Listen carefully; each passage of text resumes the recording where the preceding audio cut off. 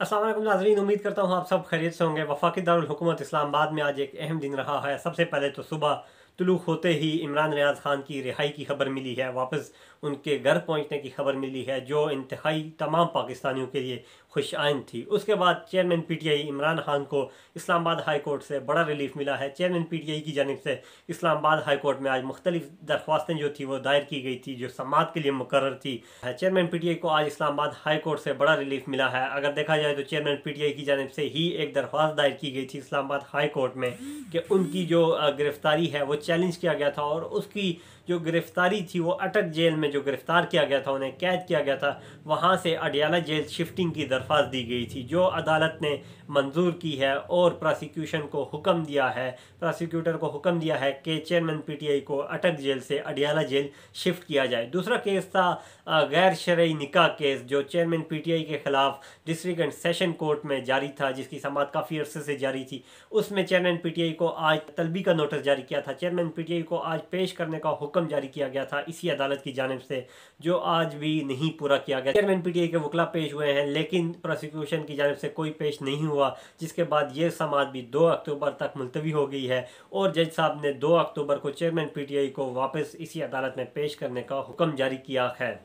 Overall अगर इमरान खान साहब की बात करें तो आज इस्लामाबाद में गुज़िश्ता कुछ दिनों से इस्लामाबाद में खबरें चल रही हैं कि चेयरमैन पीटीआई के साथ मुलाकातें हो रही हैं, कुछ मुज़ाकरात हो रहे हैं। डील तो नहीं कहेंगे, मुज़ाकरात कहेंगे, क्योंकि डील तो वो होती चेयरमैन पीटीआई जो कुछ लोगों के बकौल वो मुल्क छोड़कर भाग जाएंगे, लेकिन उन्होंने ऐसा नहीं किया, तो मतलब इसे हम मुज़ाकरात ही कहेंगे कि चेयरमैन पीटीआई के साथ मुज़ाकरात हो रहे हैं। और आज तो इस्लामाबाद में बाकायदा तौर पर इस्लामाबाद की फ़िज़ाओं में ये खबरें गर्दिश कर रही हैं, गूंज रही हैं कि चेयरमैन पीटीआई वापस इस्लामाबाद में आ रहे हैं। दूसरी खबर अगर बात की जाए मियां नवाज शरीफ की, जो कि पाकिस्तान आने की तैयारियां कर रहे हैं, गालबन कहा जा रहा है कि वो पाकिस्तान आएंगे, लेकिन इसके बारे में अभी कोई कंफर्म नहीं कहा जा सकता। लेकिन एक बात ज़रूर ऐड करूंगा कि मियां नवाज शरीफ, जिनके बारे में कहा जाता है कि उन्होंने हालिया दिनों एक बयान दिया था कि मैं जनरल बाजवा और उनके सहूलतकारों को नहीं छोड़ूंगा और उनको कटहरे में लाऊंगा, तो मियां नवाज शरीफ साहब से एक छोटी सी अर्ज है, एक क्वेश्चन है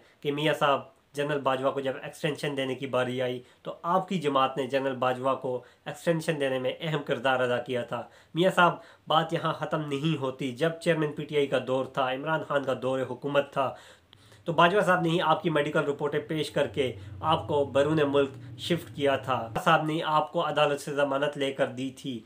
उसके बाद बात यहाँ भी ख़त्म नहीं होती नाजरीन। नवाज शरीफ साहब को ये भी सोचना पड़ेगा कि आप इक़्तिदार में आकर कार्रवाइयाँ करने की, इक़्तिदार में आकर कटारे में लाने की बातें कर रहे हैं। जिस बाजवा ने 2022 में आपके भाई को वज़ीर आज़म बनाया और आपके जो भतीजा था उसे वज़ीर आला पंजाब बनाया, तो मियाँ साहब, कौम अब जो है जाग चुकी है।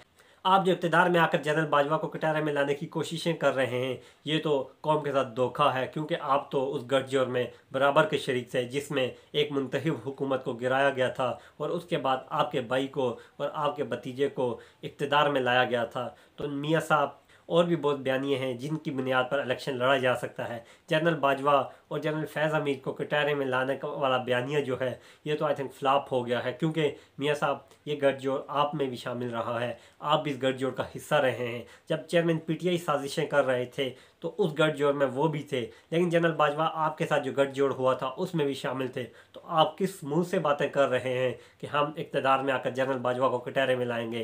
कौम को ये धोखा ना दें, कुछ और बयानियाँ लाएं, आवाम को रिलीफ देने की बातें करें, आवाम को मुल्क सुधारने की बातें करें, वोट को इज़्ज़त देने की वापस बातें करें। लेकिन अब अफसोस के साथ वो बयानियाँ भी आप कामयाब नहीं कर पाएंगे, वोट को इज़्ज़त देने वाला, क्योंकि वोट को इज़्ज़त तो उस दिन ही ख़त्म हो गई थी देनी, जिस दिन आपने एक मुंतखब हुकूमत को गिरा कर, जनरल बाजवा की मदद से गिरा कर ख़ुद इक़्तिदार में आए थे गैर आइनी तौर पर। तो वोट को इज़्ज़त देना उस दिन ही ख़त्म हो गई थी। मेरा नहीं ख्याल कि वोट को इज़्ज़त देने का बयानिया भी अब मुस्लिम लीग नून के पास रहा है, लेकिन मुस्लिम लीग नून की सियासत जो है इंतहाई मुश्किल दौर से गुजर रही है, क्योंकि मियाँ साहब कभी बाजवा को इक़्तिदार में आकर कटारे में लाने की बातें कर रहे हैं, फिर दूसरे दिन उसी बयानिए से पीछे हट जाते हैं, कहते हैं जी नहीं, हमारा तो ये बयानिया नहीं है। फिर राना सनाउल्लाह, उनका वफाकी वज़ीर दाखिला, जो टीवी पर बयान देता है कि बाजवा की मदद से हमने इमरान खान की हुकूमत को गिराया। तो मियाँ साहब, आप तो बाजवा के, इससे ये भी ज़ाहिर होता है कि आप तो जनरल बाजवा के साथ मिलकर गठजोड़ करके आपने एक मुंतखब हुकूमत को गिराया। नाज़रीन, अगर नैब की बात की जाए तो इस्लामाबाद में नैब, आपको पिछले हफ्ते भी बताया था, इंतहाई एक्टिव है। इंतहाई अहम केसेस जो है नैब ने वापस खोल दिए हैं। आज भी 15 से 20 केसेस जो है नैब ने वापस खोलने के लिए अदालत से रुजू किया है और उनका रिकॉर्ड भी अदालत में जमा करवा दिया है। तो इंशाल्लाह आप देखेंगे आने वाले दिनों में करप्ट लोगों का घेराव होगा, नैब भी करेगा, बाकी इदारे भी करेंगे।